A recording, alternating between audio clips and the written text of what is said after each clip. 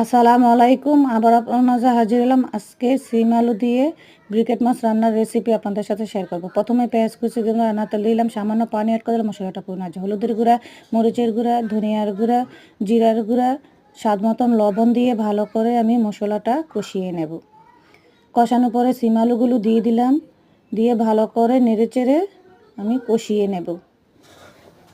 কষানোর পরে আমি টমেটোগুলো দিয়ে দিলাম।